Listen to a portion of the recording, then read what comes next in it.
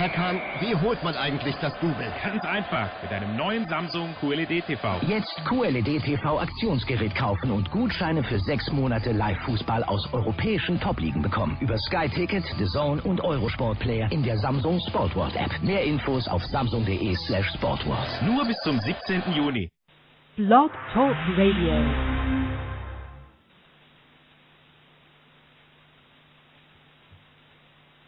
Hello, everyone.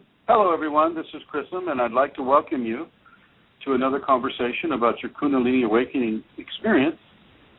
I'd like to welcome everyone to this conversation about the powers and the gifts that the Kundalini can bring to a person.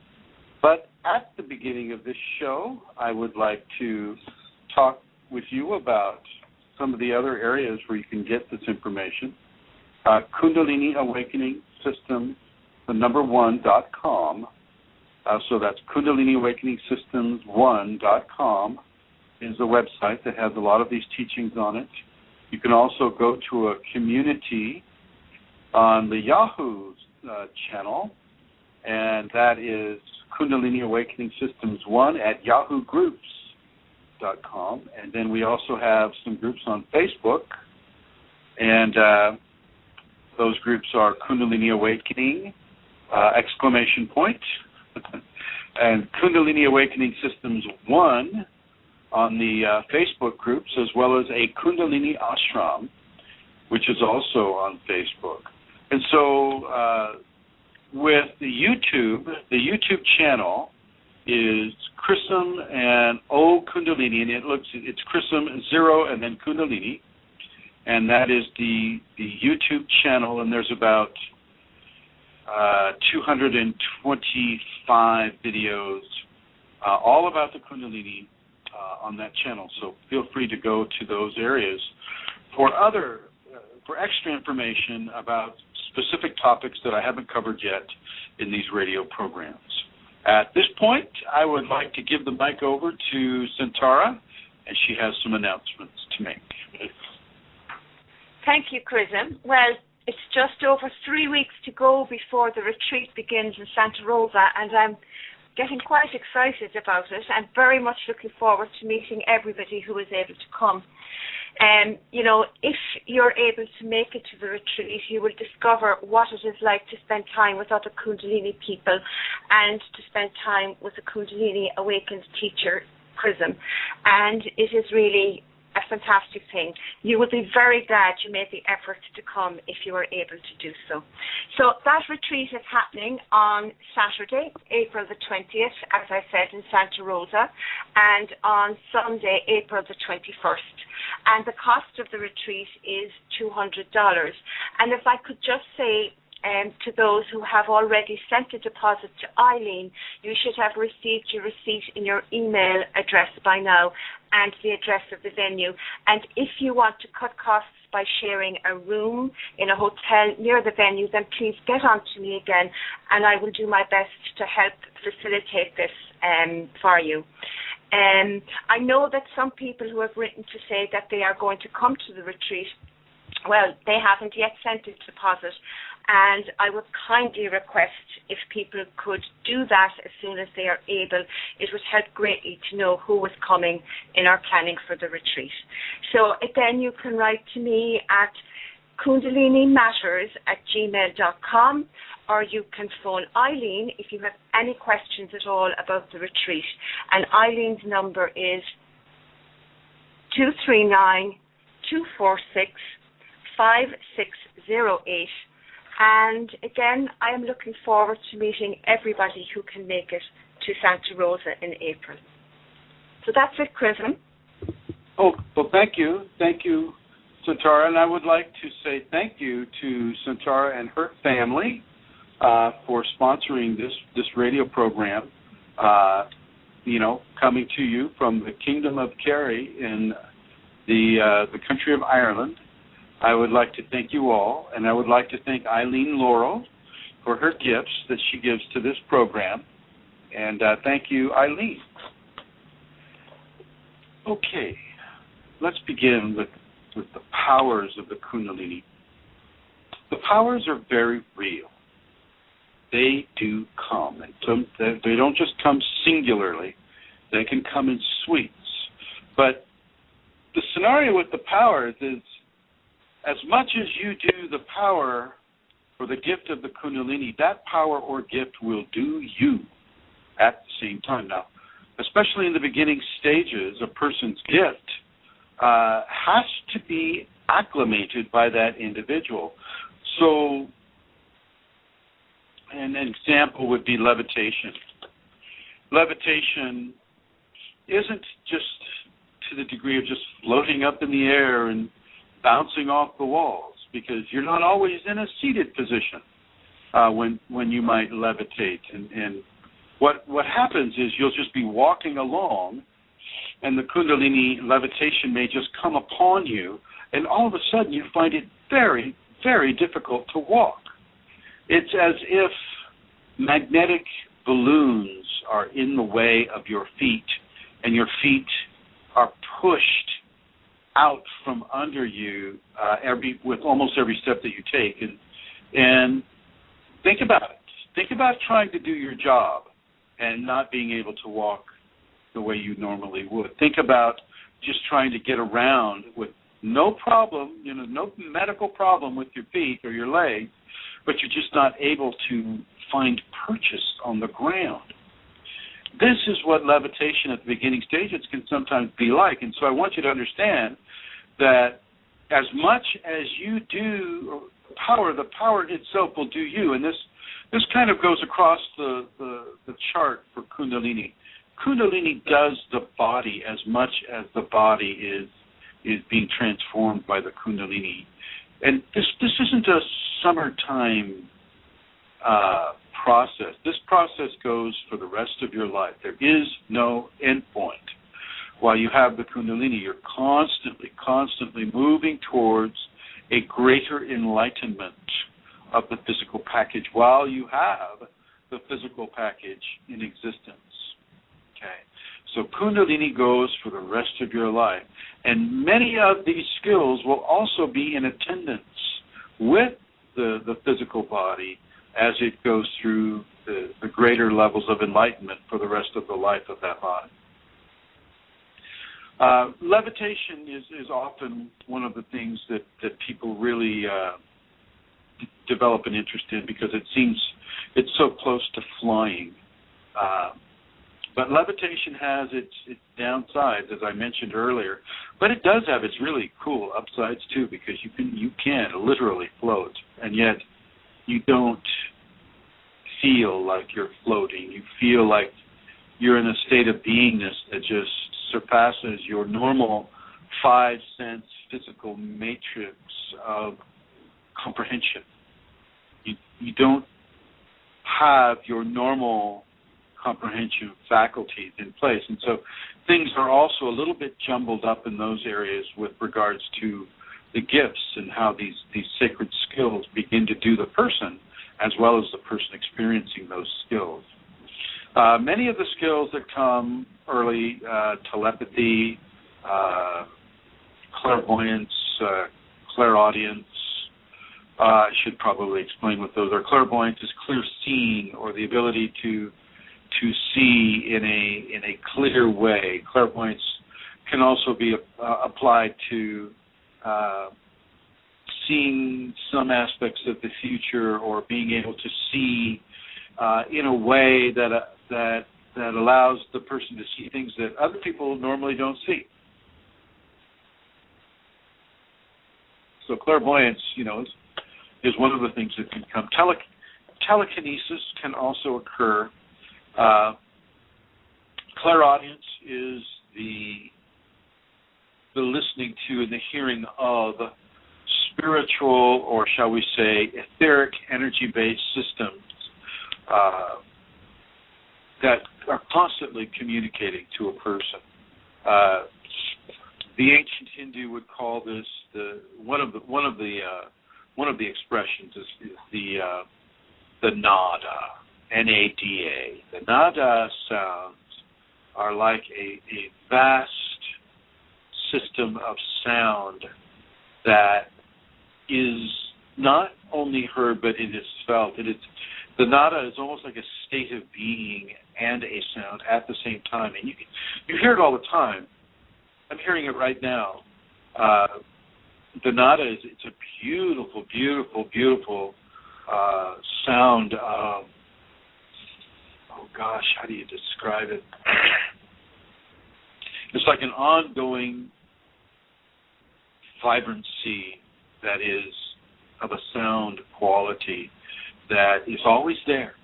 It's always there. It always permeates your consciousness. It's not coming through the ears, but it is coming through the areas of the brain that process sound so that you recognize it as sound. This is not so much the humming or the tones that we can sometimes hear. Sometimes a person will hear it.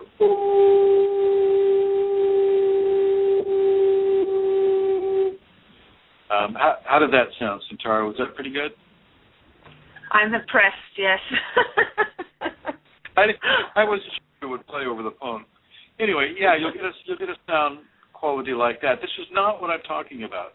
The nada is a vast, almost like a cosmic type of sound. And I know, once again, words fail in describing, aspects of the Kundalini. But the nada is this very, very beautiful, strong, pervasive, consistent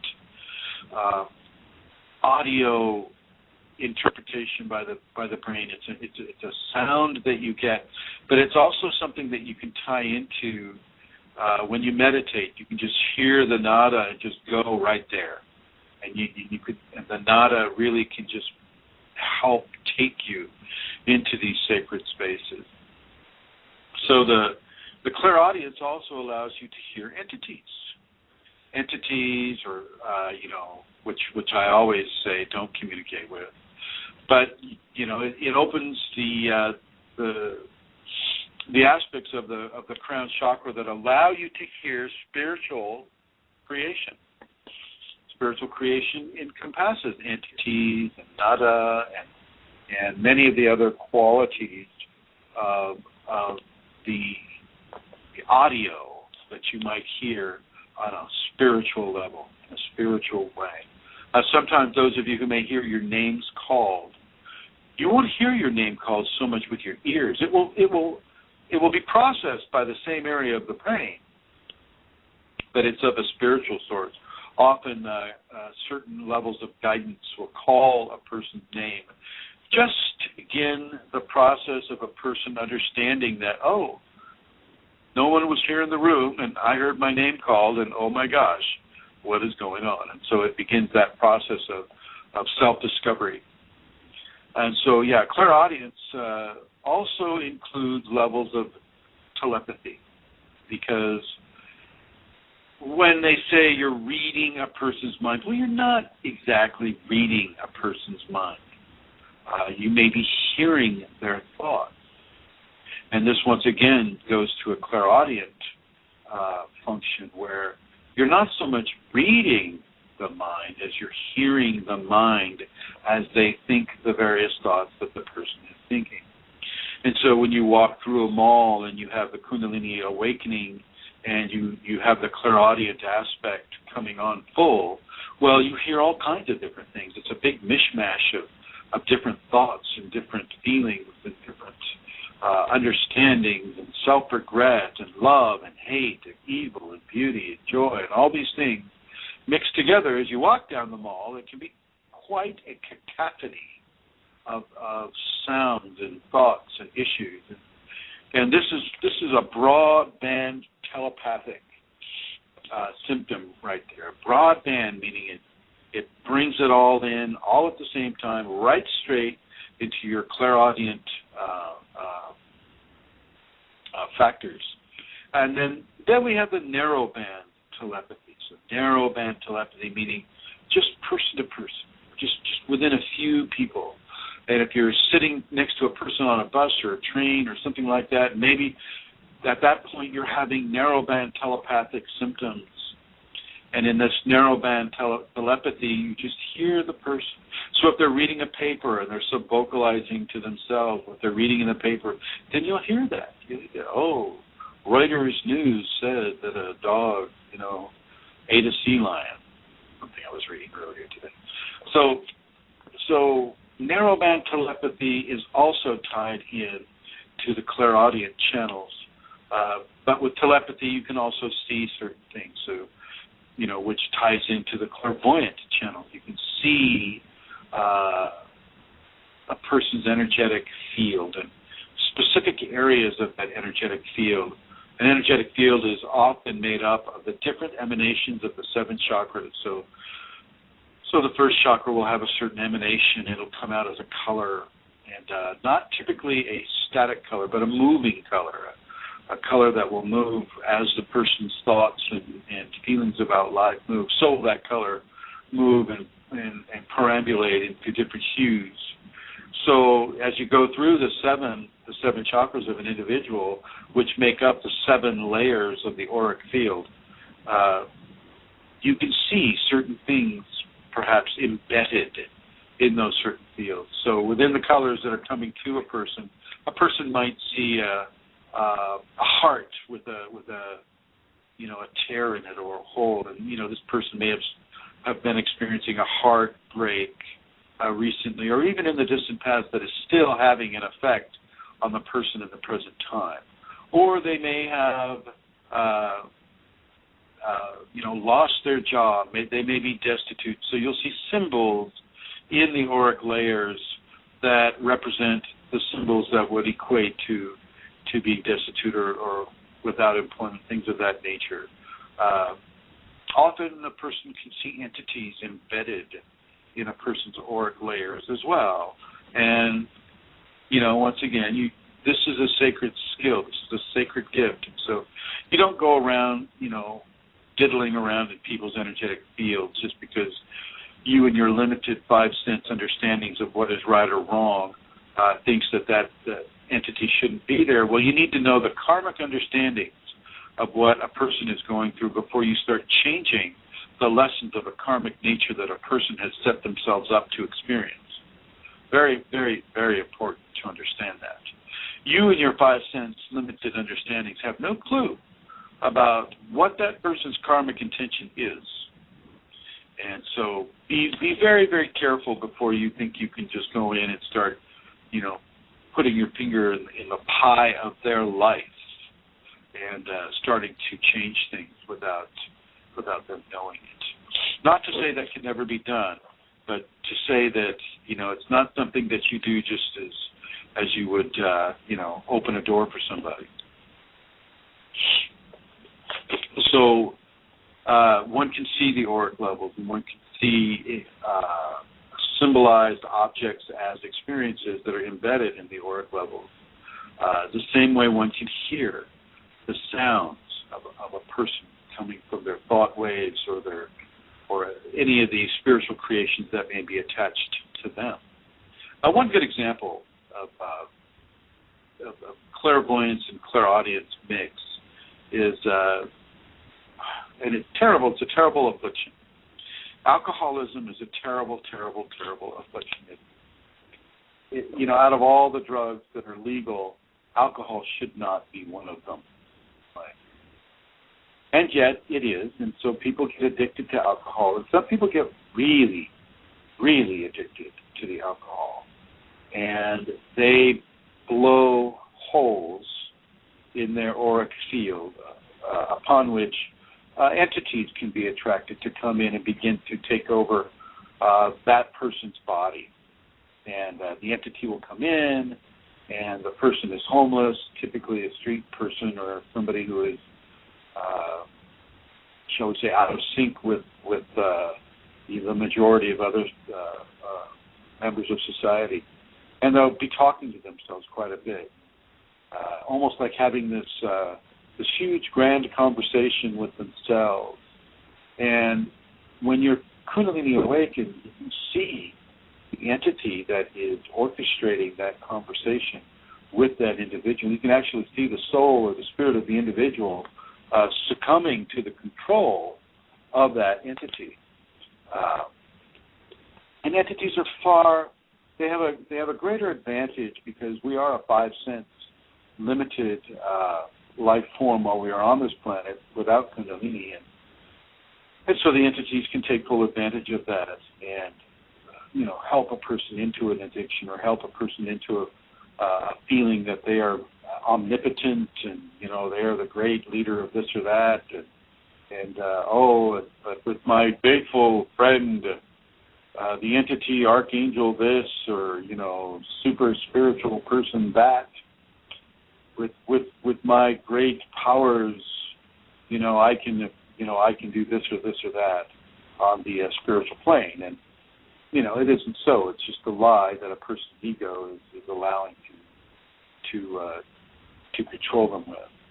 So with the alcoholism, you can hear and see the interactions of discarnate entities upon a human system, but also with the ego-infatuated entity infestation. One can also see that ego entity infestation on another person, and this also happens with people who have come into a certain level of Kundalini awakening.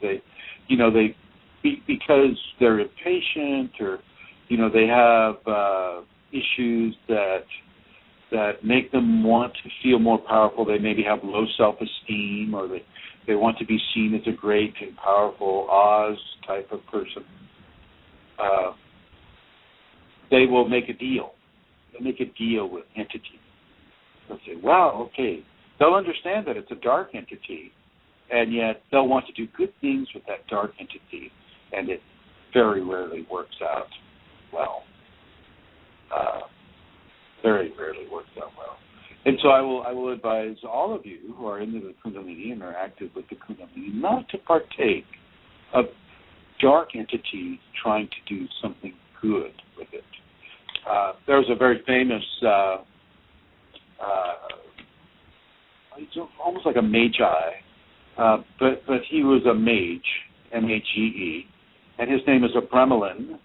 And some of you may be familiar with the writings of Abramelin the mage, and he was very clear about this as well. This was a very, very astute individual who got beyond the encumbrances of the ego. And even then, he said, when you're dealing with entities, and he would call them demons. So when you're dealing with the demonic, you have to come into that level of communication from an absolutely pure of heart position. If you do not do that, then the demon will basically trick you and make you think that you're doing good when in fact you are not, and begin to unravel and begin to feed off of your life force in a way that can commit terrible, terrible tragedy upon you and upon other people. So if there are any of you out there that are considering, because of your impatience or because you want to be seen as a certain way by others, don't pretend to be controlling entities or dark entity forces. Don't pretend to do that, because it's just a fool. It's a fool of the ego that wants to do that, and that wants to try to do that in a way that gives them self-aggrandizement.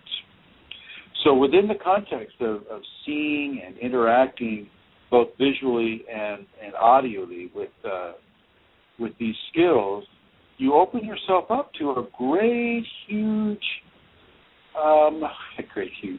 forgive my English, but a very large level of activity that exists beyond the normal 5-sense person, beyond the 5-sense understanding. Now you're in the astral, now you're in the spiritual, now you're in the causal areas of creation, and that is literally as large, if not larger, than the physical aspect of life which you're living from right now. So that's just with clairvoyance and clairaudience, with telekinesis, the moving of objects. Well, okay, that does happen for some people as well. That's somewhat less common. That is somewhat less common due to the level of damage that can be done from a person that does not have their ego in the proper channel of training yet. But it can be done. So, for instance, you can lift that car off of a person, in an accident. Lift the car off of a person. You can do some pretty wild things. Typically, you won't be throwing the car over the building. Okay, that's not typically what will happen. I mean, there would be some very serious consequences were a person to do that without the controls that Kundalini typically places on a person. Telekinesis is helpful in instances where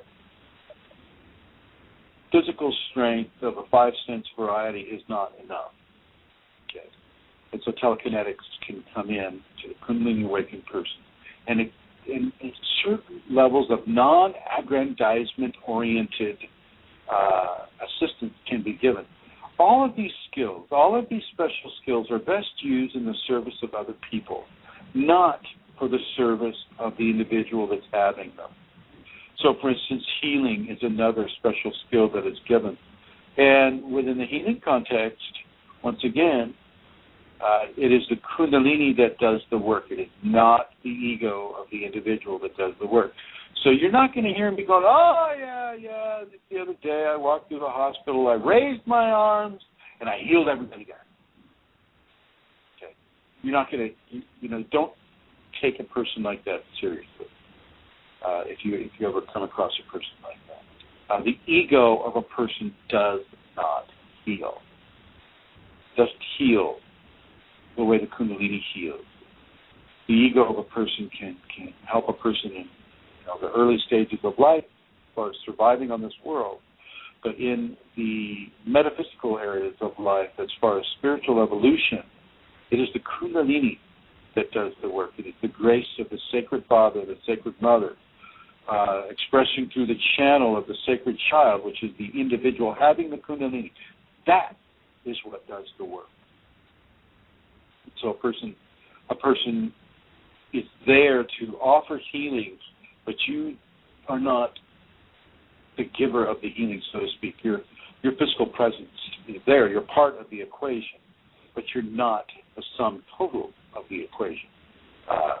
At best, at the very best, you're 1/3, and only if that 1/3 is as egoless as possible.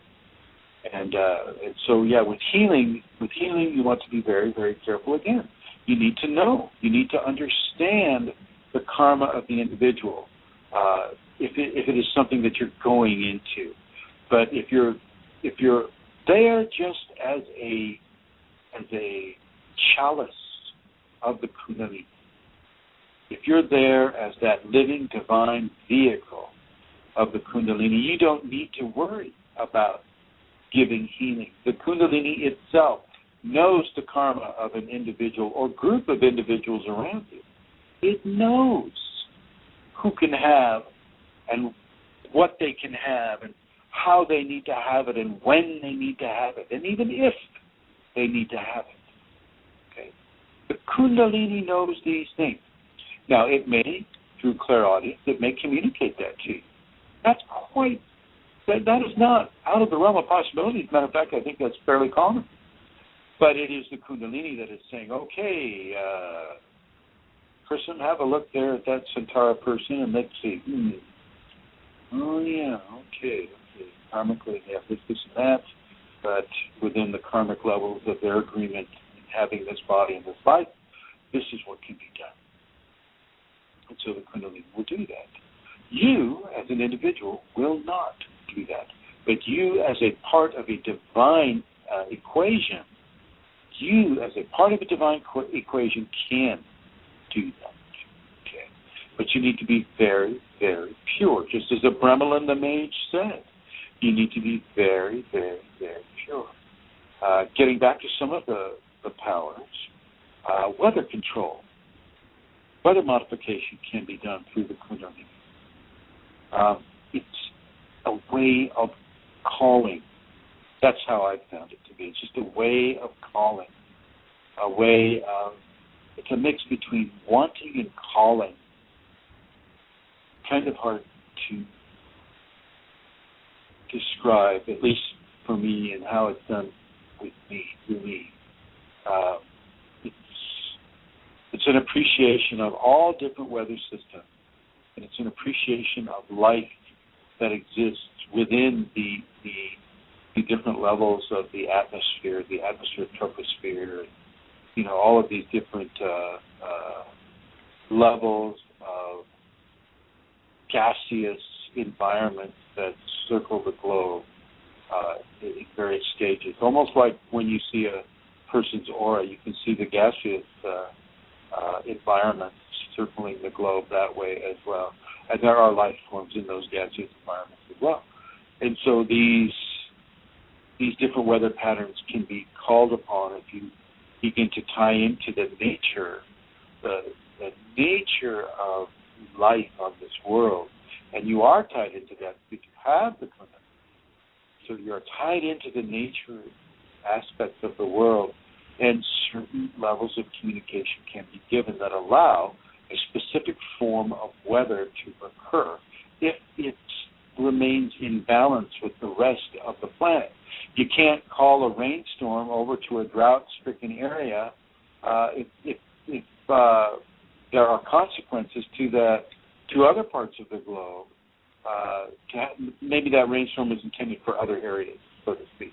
And so you have to be in that level of communication and surrender to the forces of life and nature on this world, even if it's it's not in agreement with what your wants or wishes are at the time. There's a level of surrender too. So weather modification is definitely one of the skills that can happen. Communication with animals is another skill that is often given. And yet with Kundalini, there's such a degree of love, divine enlightenment, that the animals see this far faster than humans do. Animals and small babies will see this in a person. They'll always kind of look, when they're looking at you, even the animals will look kind of slightly above the top of your head, and that's what they're seeing. That is what is transfixing them, and that is what allows them to feel very comfortable around you. And this is another sacred gift, is being able to be with animals, especially within an ahimsa environment, or a do no harm. Do no harm to any life form, understanding of life. If you're able to have that and practice that, well, the ahimsa can come to be quite strong. And the animals will read this. They'll take refuge upon you. I've had snakes. Lasha, my lovely little kitty cat, she likes to, practice her hunting skills. And those targets of her hunting skills will sometimes take refuge upon me, knowing that I won't let any harm come to them. Certainly not from Lasha. Lasha gets put in the house when I keep that occurs, because she's fed. She's not, she's not starving. She's not hunting for food. She's hunting for fun. And she has toys here in the house, and she can do that with me. So communication with animals, and I mean animals from insects to fish to birds to mammals to reptiles to bacteria to virus to some of the other life forms that have yet to be discovered by physical scientists. You have the ability to communicate with these areas, and you have the ability to merge in a loving way with these areas. These are not so much, this is not a skill that you manipulate through conscious, ego-based understandings, although that can sometimes occur.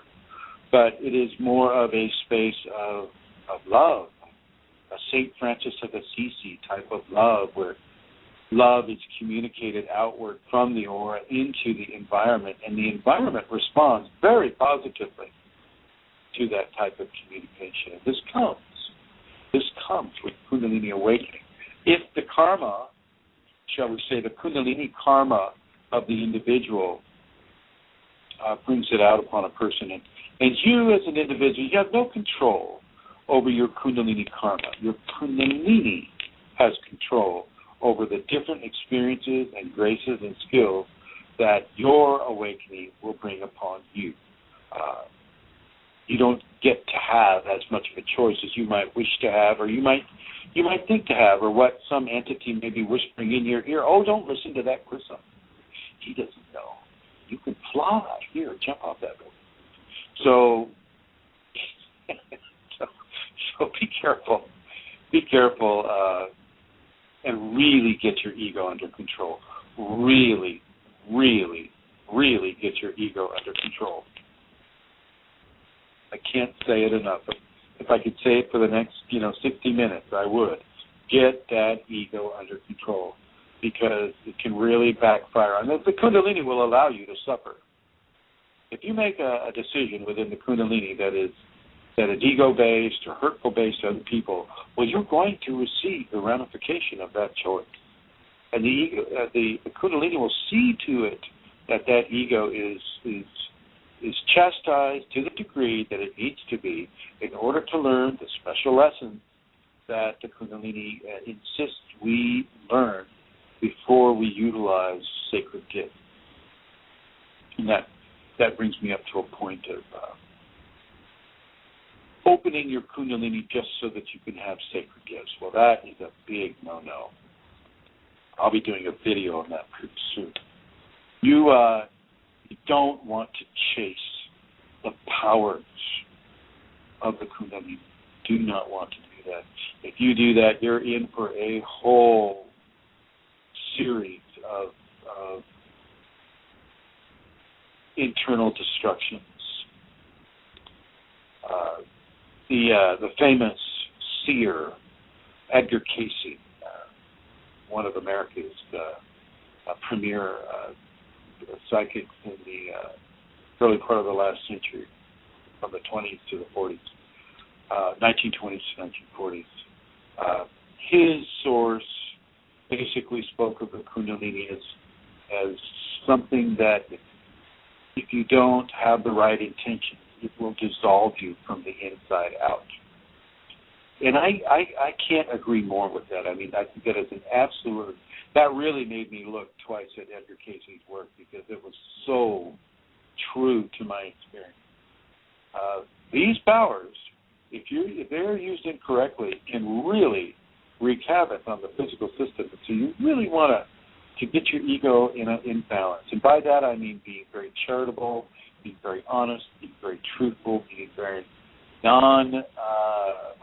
self-aggrandizing. And if you don't know what aggrandizement is, blowing your own horn or giving yourself a great celebration of how great you are and how wonderful you are and how terrible everybody else is in comparison to the greatness that you are, that type of thing. You need to really get yourself into a program of allowing the ego to be trained or to be dismantled. Either way, it needs to get out of the way of your enlightenment.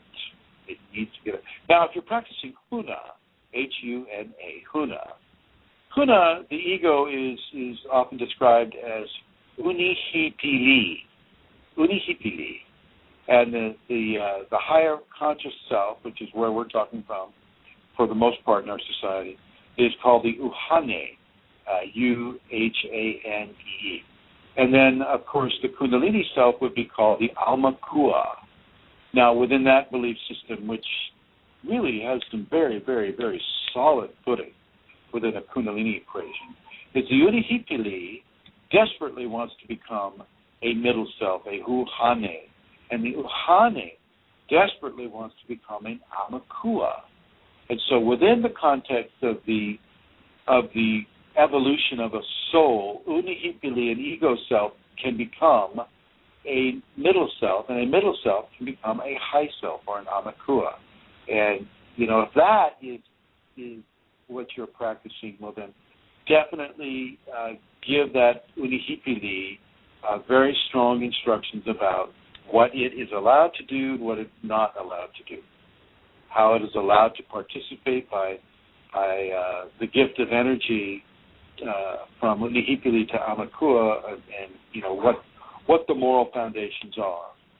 So being truthful, being honest, being kind, being helpful, being forgiving, being tolerant, being loving, extremely loving, and having the strength of love and the fortitude of love and the wisdom of love. And it's not just love as an ooey gooey, kiss me baby type of scenario. This is love that allows a person to be hurt in front of you because you know that person needs to, like giving birth. Giving birth is this huge act of amazing love, and it's so painful, and yet it's there at the same time. It's joyful and painful and joyful and painful, and you're not trying to rob the mother of the pain, and you're not trying to rob the child of the pain of coming into the open air.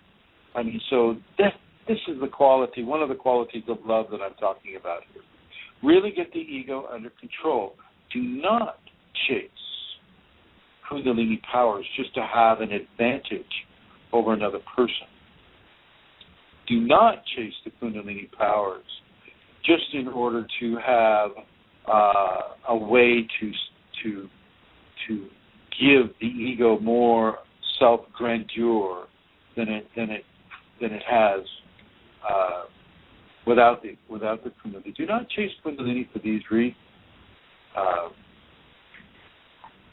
It's very important because this is an energy that is beyond what anything in this physical understanding, this physical life understanding has to offer. This is divine skill. It's a divine power. And yes, to a large degree, the divine will control how much and what of you're allowed to have. But a lot of it is you're going to be given choices on how to do certain things and what is the appropriate lesson to learn by doing certain things. And what I'm trying to get across to you today is that you do all of these things from a level of egolessness.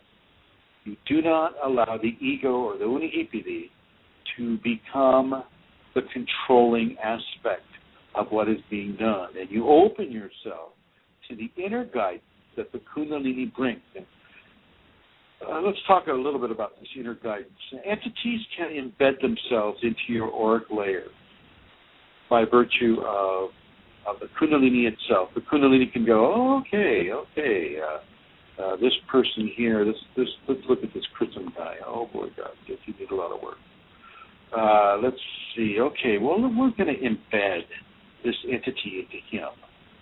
So this negative entity, this entity that wants to do this or that within him, so that he can learn certain lessons about what not to do. So let's see. Okay, we'll put it into his left calf or something like that. And then boom, that entity comes in there, and all of a sudden you're being given certain stimulus to act a certain way, and it's not in a way that you would normally act. And so you begin to question and you query, and you realize, okay, this is an embedded entity, and I have lessons to learn from this. So I am going to evolve this entity as I evolve myself, and I'm going to not, think these terrible thoughts or do these terrible things because this entity, it's just a test, and I'm going to pass the test by not doing these things. So this can also occur. So don't be surprised that the Kundalini itself begins to set you up for certain levels of experience of a power nature that is teaching you from the inside out. Teaching you from the inside out. Now, for a lot of people, it may be all about powers. Oh, okay, we'll give this person an entity that can do a certain thing, and let's see what they do with that. Let's see what kind of karma they create for themselves with that. Okay, so this can also occur. And so once again, it is very, very, very important for a person to come into this as pure as they can be. And don't worry, I'll get into some of the other skills. Don't worry. The thing that I want you to understand is that purity is a very, very important concept. Often before you're allowed to use certain skills within the Kundalini equation, you have to have been experiencing a level of refinement, inner refinement, that brings up the toxicities of your life, the toxicities of what you have brought into this life through a karmic level, but also the toxicities of what you have developed within this life on an experiential level. And so all the hurts and the issues and the pains need to come up, and they will come up. They come up in levels of expression that are often in combinations with other events. So if you start seeing a repetition of certain types of events in your life that seem to come in waves upon waves upon waves, we have something to learn from that, and you need to respond in a different way. I think it was Einstein that said the meaning of insanity is doing the same thing and expecting a different outcome. Well, I'm going to suggest that you do not do the same thing, that you begin to change the way that you respond to this recurring manifestation in your life, and I think you'll see some very beneficial results from that. Now, the purity of your intentions, the purity of your body, the purity of your thoughts, the purity of your psychology will begin to go through transformation. And it is this transformation that is so very important that you actively engage with. Control how you think. So let's just start there. Control how you think. Control why you think how you think. Is it societal programming that you're responding to? Is it something that happened to you as a child? And so basically experiential programming that happened to you. Why are you thinking the way you're thinking? Are you thinking because you have low self-esteem that you need to dominate other people? Are you thinking that because you have this serious anger issue, so therefore you respond in an angry format? Why are you thinking the way you're thinking? And let's begin to change that thinking volitionally. Let yourself be in charge of how you begin to purify your expression on this world. The Kundalini will assist. You'll often receive bliss, waves of bliss, as you make the right choice. And so, the whole pain-pleasure teaching modality can be experienced by you. Let's see, I'm being reminded to give the guest call-in number. Here it is. Guest call-in number is the area code. It's the one typically you see in parentheses. 347, and then 934, and 0026. So once again, the number to call in, if you want to call in, is 347-934-0026. Purity of mind, and I mean purity of thought process, purity of emotion. Okay, purity of emotions. Are you doing this because of a certain feeling, a certain expression of an emotional nature? Purity of psychology. What is the psychology of your culture telling you to do, and why are they telling you to do such and such a thing? Purity of spirit. Well, if you're having Kundalini, then you've already kind of reached a level of purity of spirit already. Now, if you're chasing Kundalini, well, that's a different story. If you're chasing the Kundalini, once again, to get the special powers, well, then you're going to need to look at why it is you want to have special powers, and why do you think Kundalini is the best way to go. Adyashanti, I think that's his name. He said something very important the other day that I posted on my Facebook page. It's like enlightenment is a severe level of personal destruction. That is so correct. It is a level of destruction. You destroy who you thought you were, why you thought you were who you were. You destroy your understandings of life and what you once thought was so strong and so, made and, written in stone. Well, that no longer. Enlightenment is a level of destruction that occurs so that the new being, the new transformed being can emerge. And so when we look at the powers of the Kundalini, we're looking at levels of destruction in order to get there. Kundalini itself is an enlightenment process, so it will bring up levels of yourself that need to be changed. And sometimes within that change, a level of destruction is given so that change can occur. Okay. It's like a hurricane. You look at a hurricane, the devastation of a hurricane can also be seen as God's urban renewal. Well, God has some urban renewal to do with you as a Kundalini awakening individual. And often that urban renewal will be a destruction of the paradigm of life as you have understood it to be up to this point.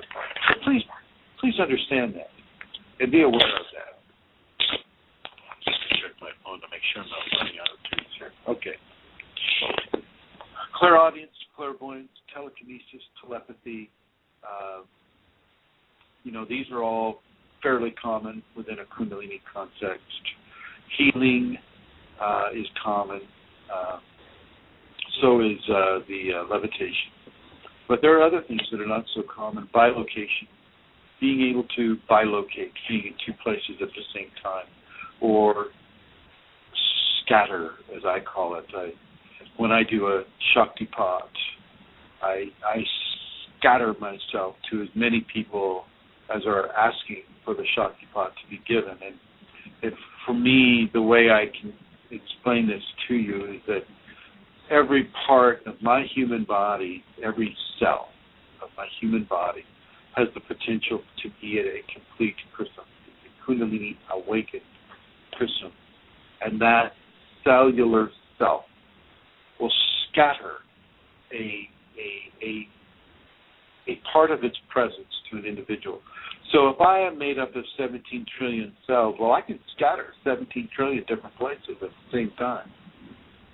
And so bilocation of a magnitude of trillions or even gazillions, however you need, can be done, because within the levels of understanding of time and space, we are replicated many, many times over, many times over, and not just through the cells, but through the layers of time, through the layers of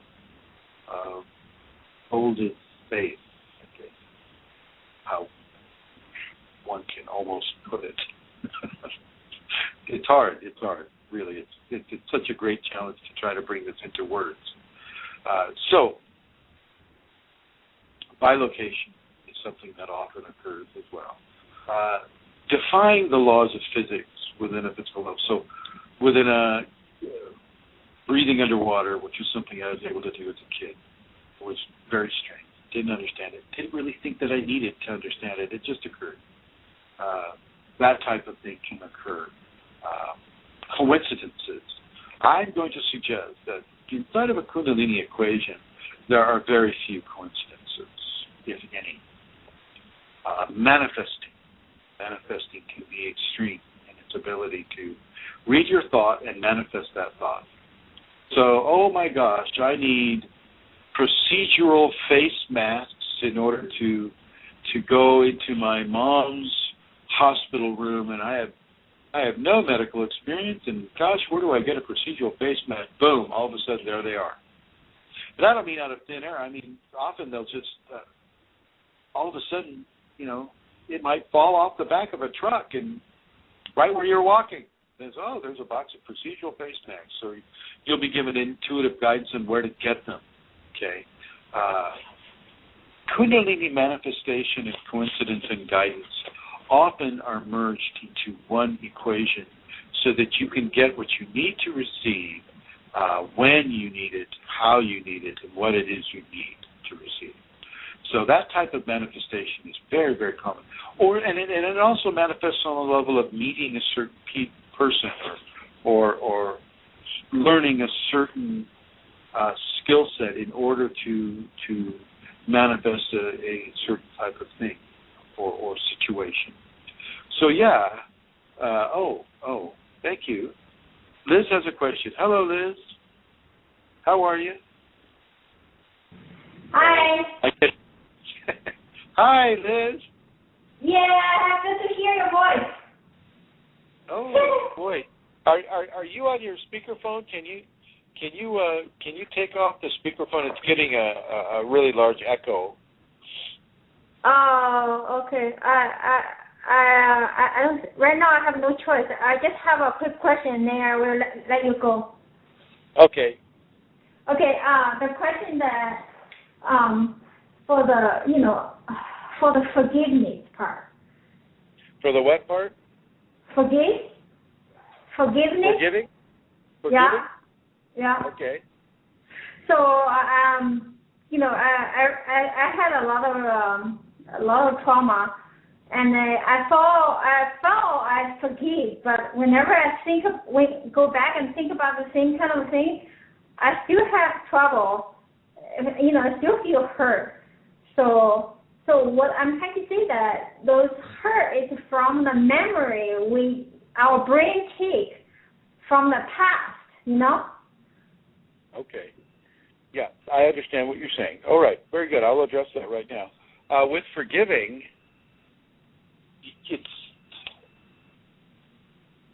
Forgiving has to be done over and over and over and over. It's not something that. No, I understand. I understand that you've done it over and over, but it's a quality of repetition. It has to get into the channels of the mind. Okay, and you begin to understand. If you're able to understand why a certain person did a certain thing to you, you begin to understand that they're a human being too. They're a child of God as well, and what they did was probably done to them.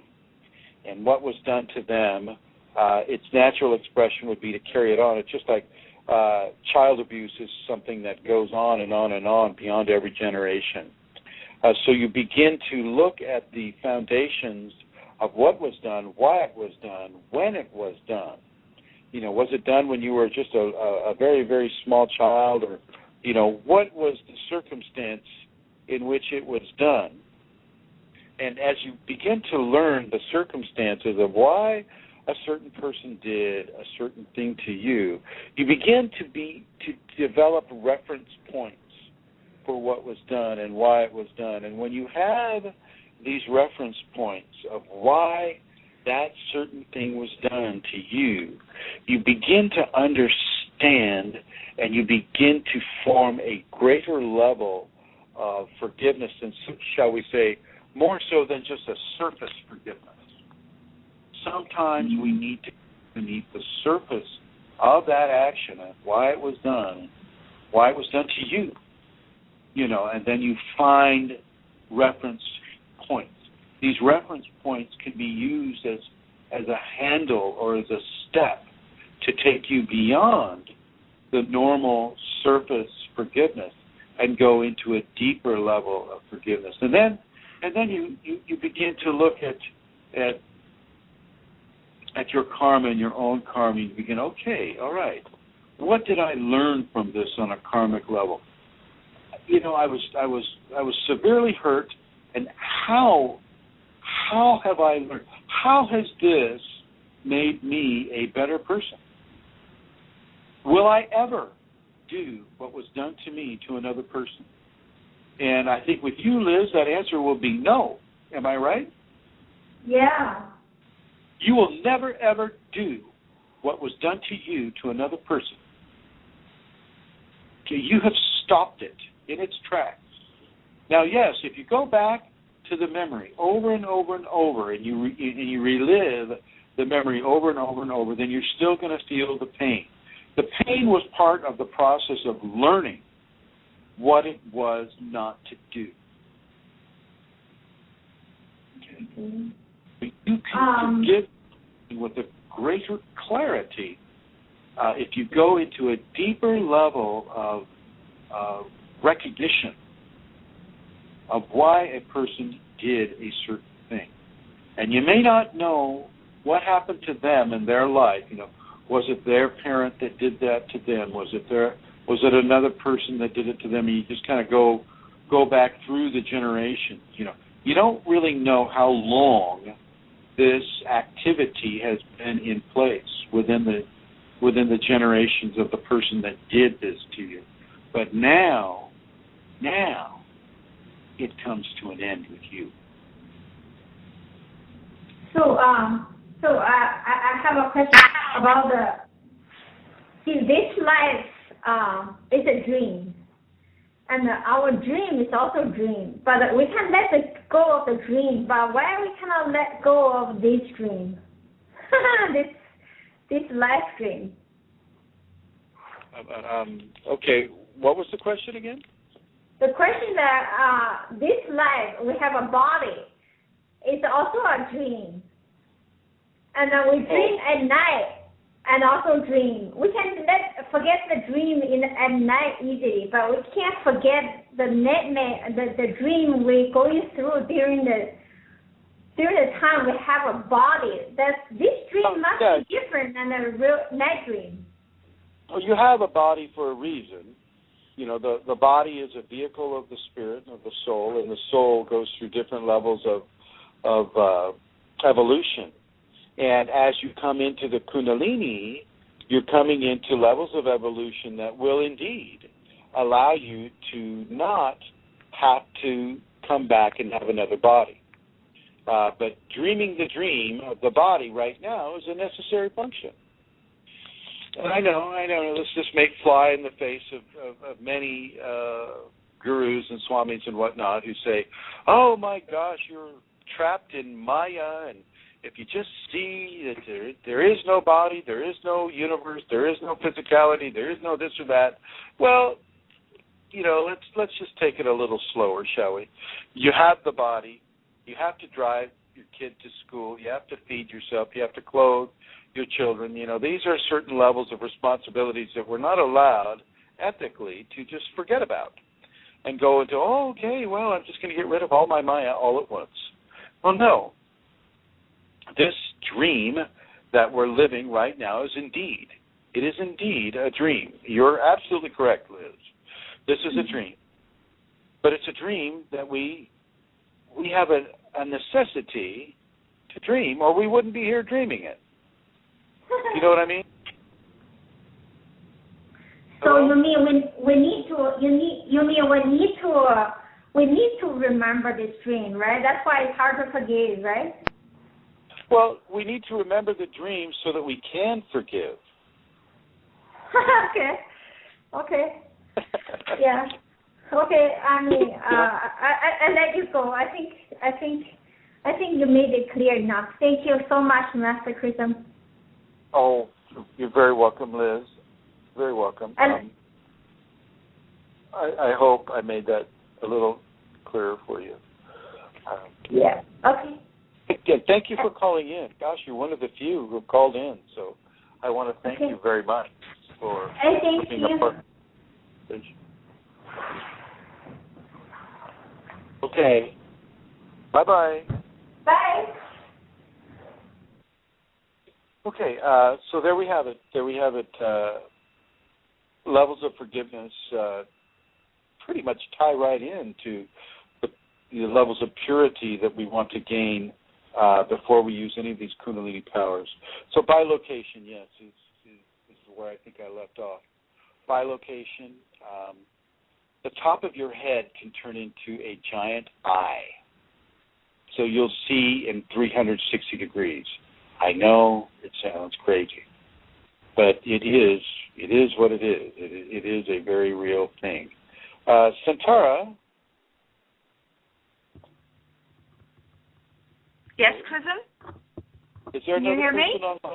Is there another person There online? is indeed. There is indeed. I was just about to say hello to them. Will I put them straight on to you? Sure, if they're willing. 1 sec. Yeah. I'm not sure if they're just listening or not. Will I check first? Check first, yeah. I don't want to. Yeah, okay. Yeah, we'll do that. So I'll go ahead with it. So, yeah, the top of your head can turn into one big eye. And this eye can see into levels of the physical, but also into the spiritual. This is a power that doesn't tend to stay a long time with people. Often it comes and it goes. And so many of these skills, by the way, will come and go. They do have a fade in and a fade out quality. And a lot of it depends on how much you nourish your Kundalini. And by nourishing your Kundalini, I'm talking about purification. I'm talking about embracing the difficult aspects as much as you embrace the pleasurable ones. This is so much about soul evolution and the purification process of what it is to have the Kundalini. You need to be able to get rid of programs that do not serve you within a Kundalini context so that you can have these special skills. Getting into some more of the skill sets, astral projection is often something that happens before Kundalini comes, but it can also happen during the process as well. Another skill set is vision, seeing vision. Having waking vision where you are being given specific instruction about soul purification, typically from a high spiritual source. Many of my students have had Jesus appear to them, and Jesus will come to them and will just stare at them for a time and then give them advice about forgiveness, what they need to do in their individual lives in order to embrace forgiveness on a greater level. Lots of people who are into Buddhism will see Buddha, and the Buddha will come to them and give them specific instruction.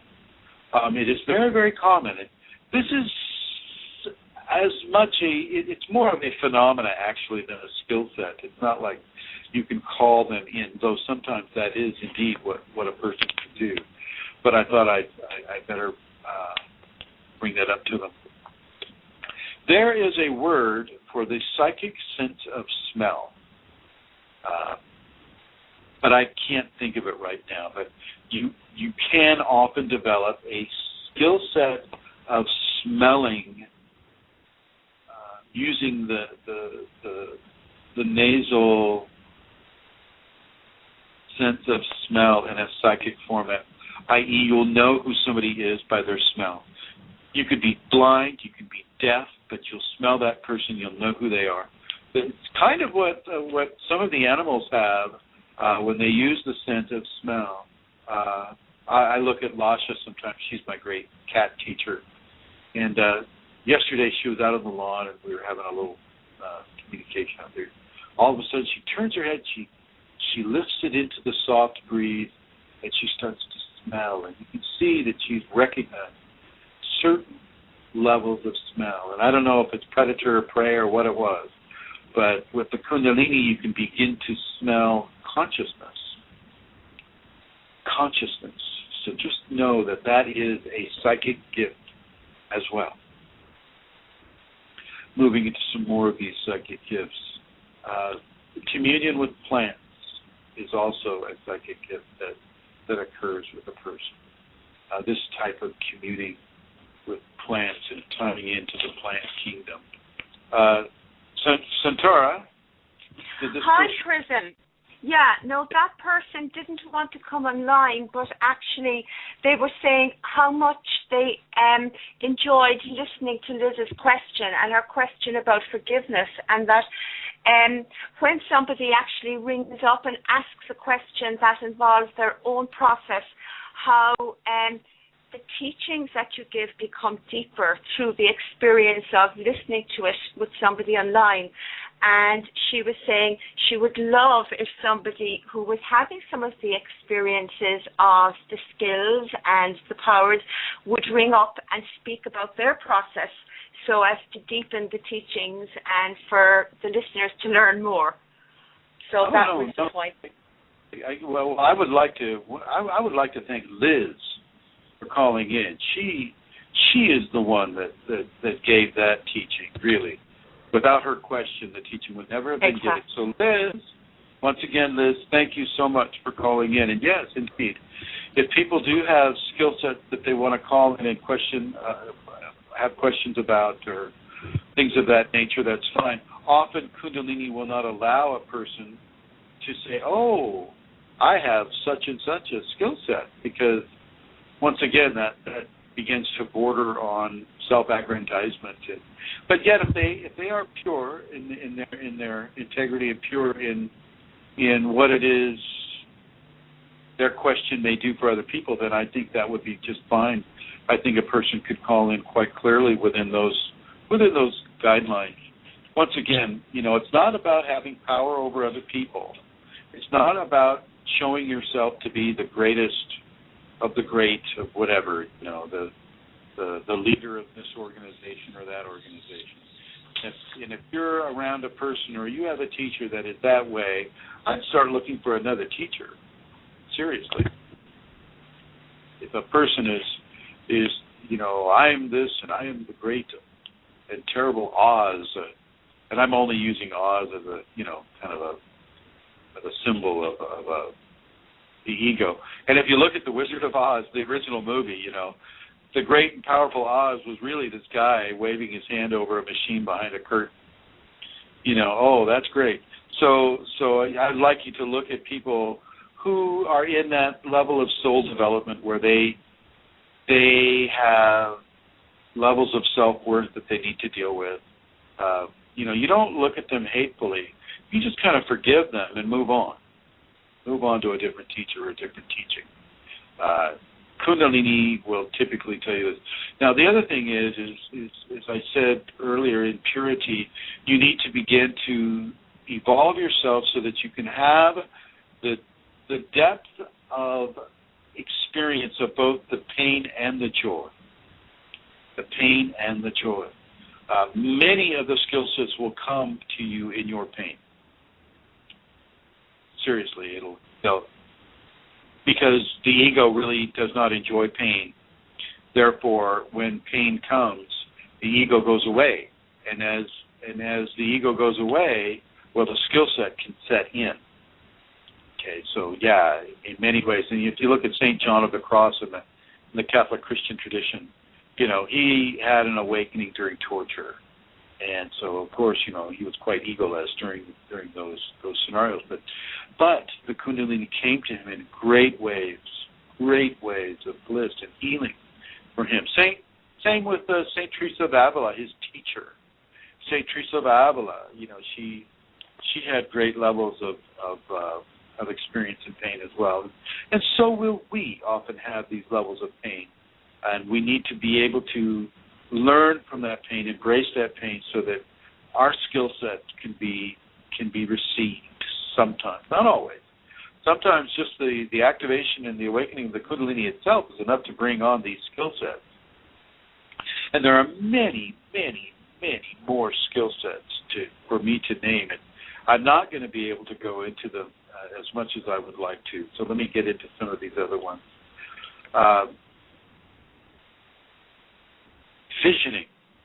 Visioning is where I left off, where great exalted personage can come in and give a person a teaching through the waking vision state. Touch can become a form of healing, also a form of communication, a form of rapture. When you blend touch and love of a quality that is beyond the ego's ability to manufacture. Okay. Touch. And what I hope you're seeing a pattern here. The five senses have an equivalent expression of five exalted senses. Taste, touch, hearing, feeling, seeing, smelling. They all have a counterpart that is of a divine quality, but there are more. But how do I explain to you those skills that go beyond your current reference points of the five senses? See, this is where I struggle at times.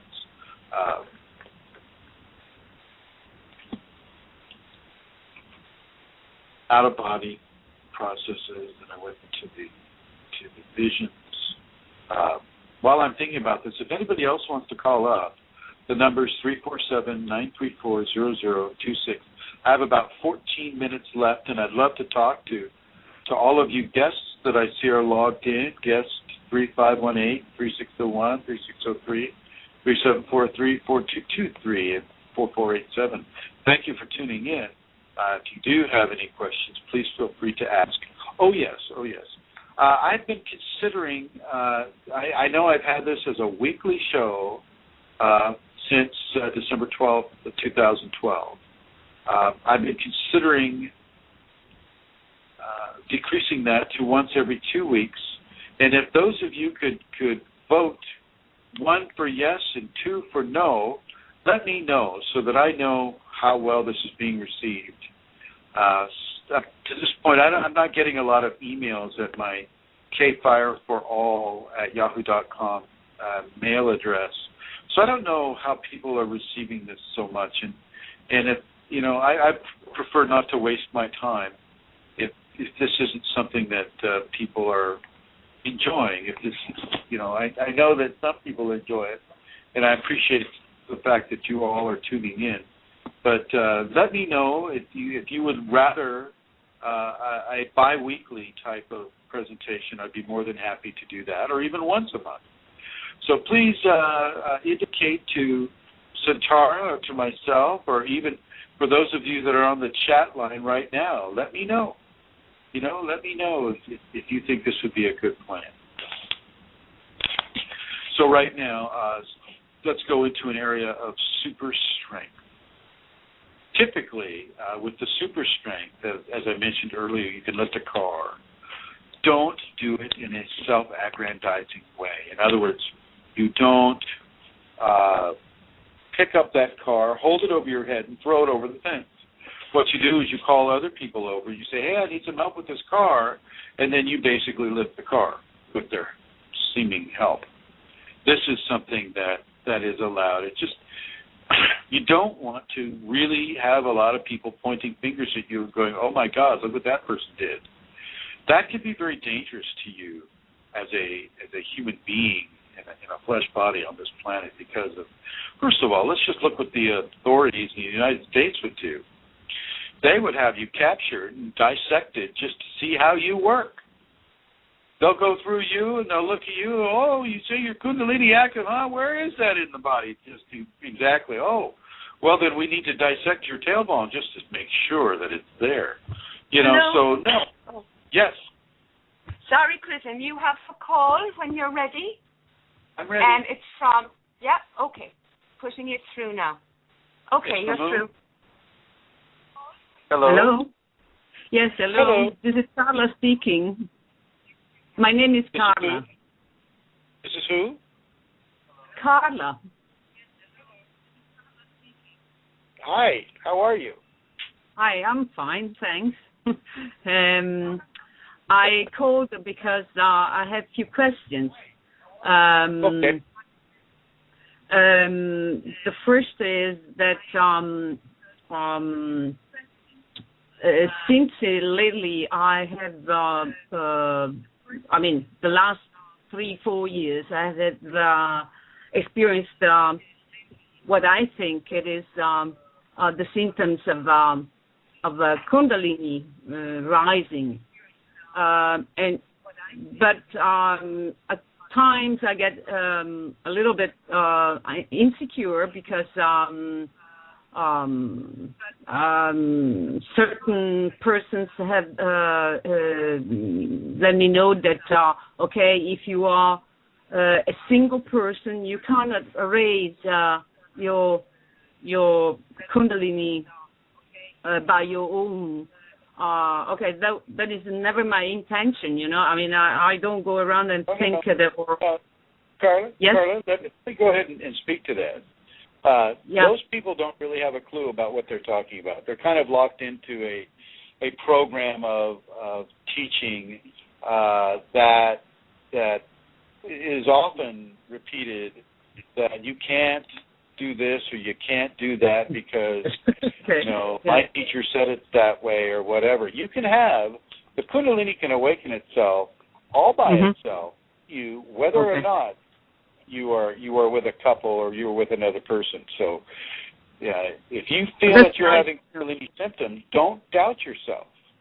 Okay, but you know sometimes you know. And don't let other people who do not have Kundalini tell you about your Kundalini. I mean, how can they explain? How can they know? No, it was just one of my questions, just to start up, you know, our conversation.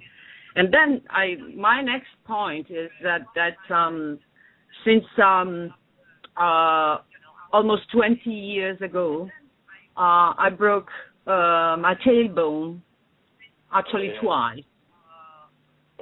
And I suspected that this physical infortune could have influenced the development of, for example, of the Kundalini. Yes.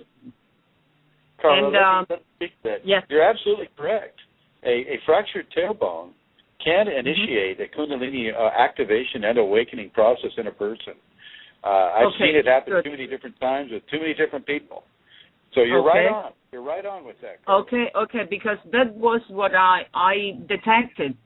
But not being an expert in Kundalini rising, so I of course I had many doubts, and I tried to get a knowledge about Kundalini, but it has never been pointed out, as you say. Just yes. You have headphones. No, really. I'm sorry. That's okay. I know that there we're is just getting an echo. We're just getting an echo. Yes, you know why? Because I'm listening. Still, I closed the program. Okay, so you can. Now I think it helps. Yes. I don't know. Probably you wanted to say more about the fact of a person breaking the backbone. When a person fractures the tailbone, that can release a huge infusion of energy into the person. But you have to remember that the Kundalini is intelligent, and within that intelligence, it will begin to modulate the person's life in a way that the awakening begin to take place without, karmically speaking, if the person has a karma that allows it to come to without destroying them.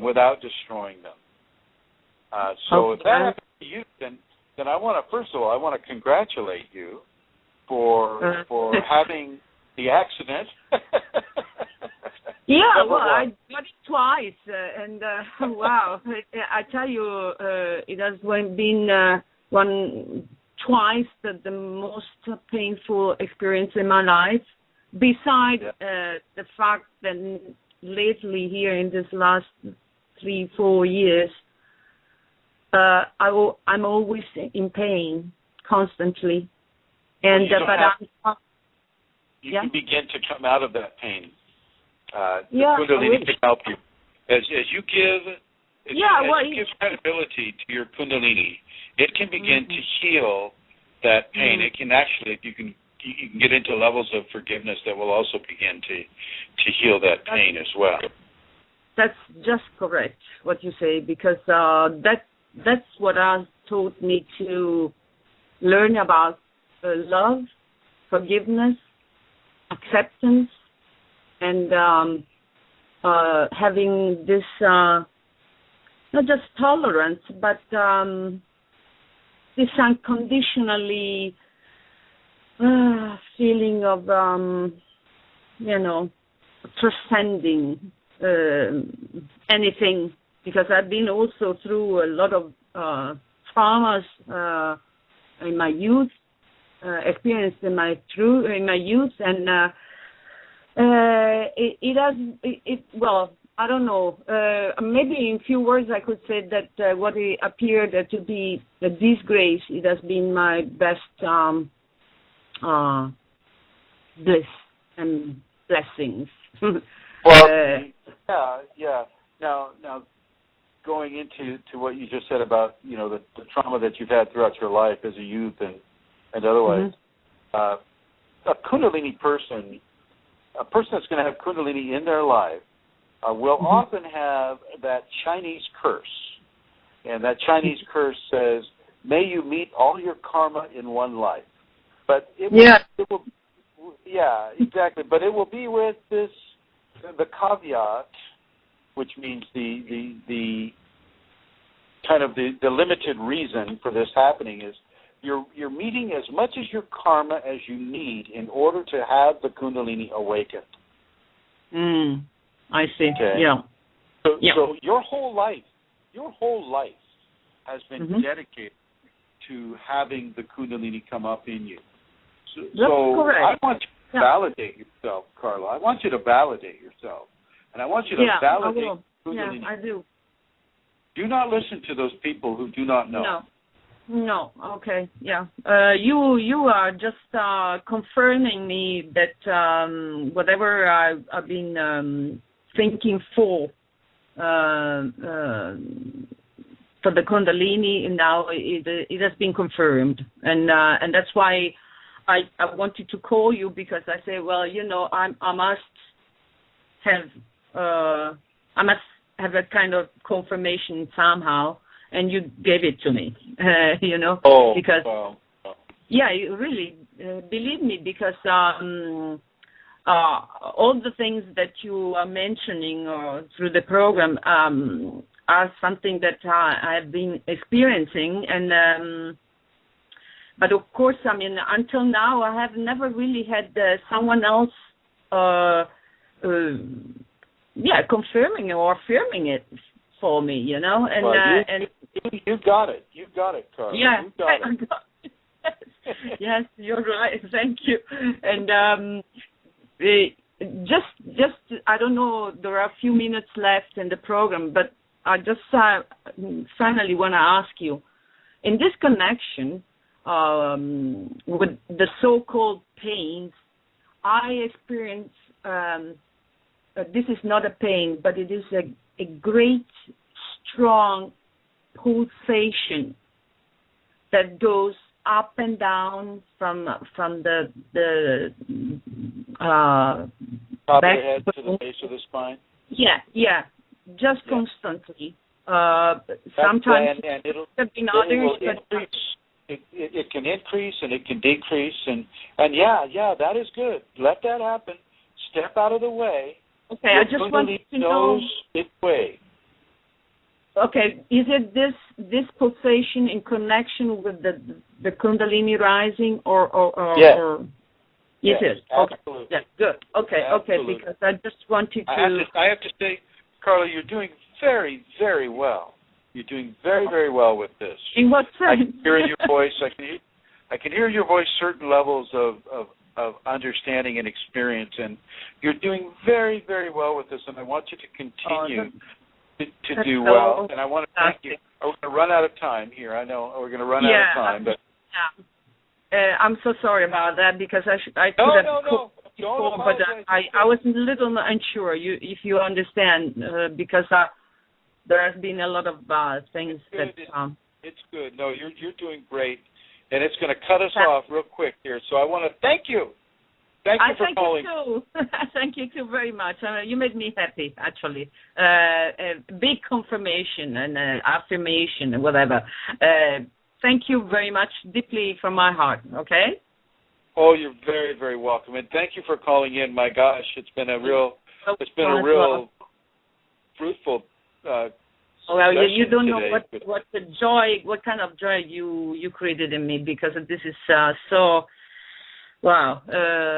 Now I know exactly what's going on with all this, and you're doing great. You keep going. I will try to figure out what to do with these people that try to go against me, especially because of these reasons. But thank you for calling. Thank you, and thank you everyone for listening. This is Chrism, and see you next week.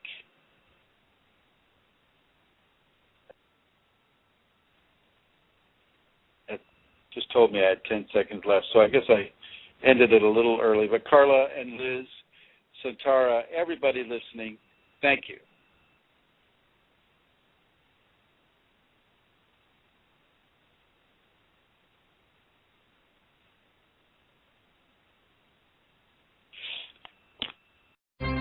Und nun zum Wetter. Heute werden es frühlingshafte MX5 Grad. Die Regenwahrscheinlichkeit liegt bei unter MX5% und die Sonne scheint mindestens MX5 Stunden.